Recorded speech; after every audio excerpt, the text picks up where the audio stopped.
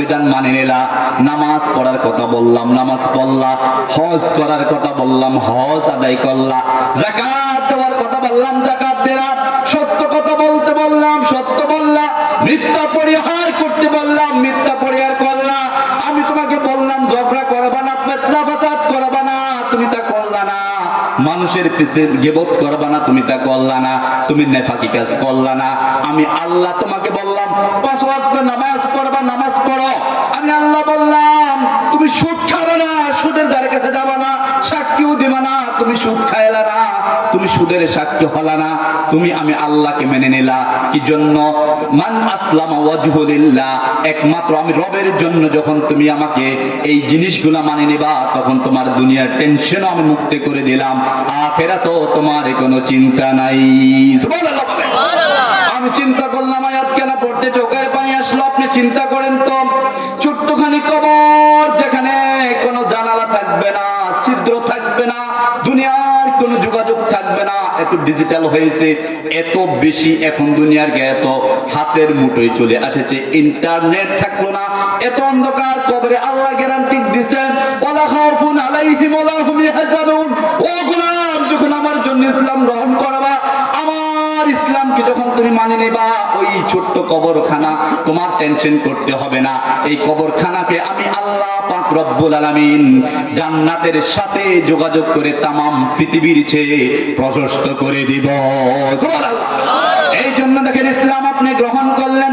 হযরত ইব্রাহিমকে যখন বললাম ওয়া ইন ক্বালা রাব্বুহু আসলিম ক্বালা আসলামতু লিরাব্বিল আলামিন। হযরত ইব্রাহিমকে আল্লাহ বললেন ও ইব্রাহিম আমার বন্ধু, তুমি আত্মসমর্পণ করো, আমার বিধানগুলো মানো।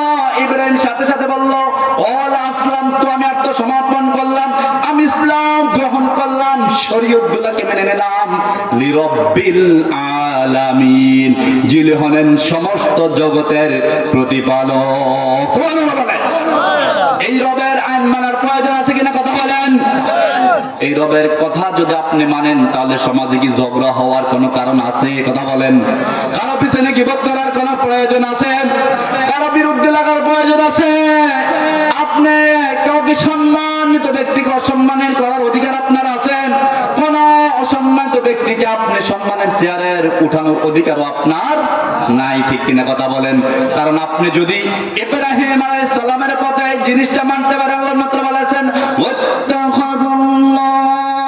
ওয়াত্তাখাযাল্লাহু ইব্রাহিমা খলিলা।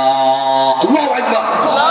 আল্লাহ মাত্র বলেন আমার বন্ধু যখন আমার দ্বীন ইসলামকে মেনে নিল, ওই যে নমরুদ আগুনের কুণ্ডলী প্রজ্বলন করলো, আমার দোস্ত আমি আল্লাহর জন্য মান আসলামা ওয়াজহা লিল্লাহ, আমি আল্লাহ আদেশ করলাম আমার জন্য ইসলামকে মানবা।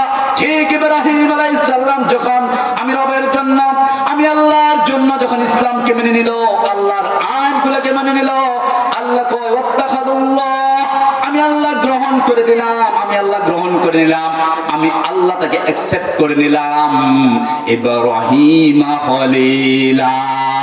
বন্ধু হিসাবে ইব্রাহিমকে খলিল হিসাবে বন্ধু হিসাবে গ্রহণ করলাম।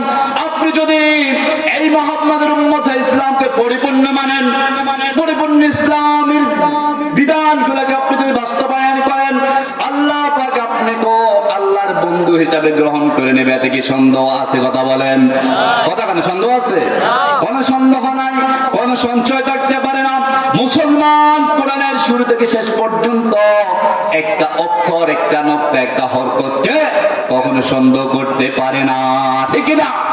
যদি কোরআন একটা অংশ, একটা অক্ষরকে, একটা নক্তাকে আপনি অস্বীকার করেন, সঙ্গে সঙ্গে আপনি কাফের। কি হয়ে যাবেন? কাফের হয়ে যাবেন। কোরআনের বিধানগুলো যেমন মানতে হবে, কোরআনটাকে তেমন আপনাকে স্বীকৃতি দিতে হবে, ঠিক কিনা কথা বলেন?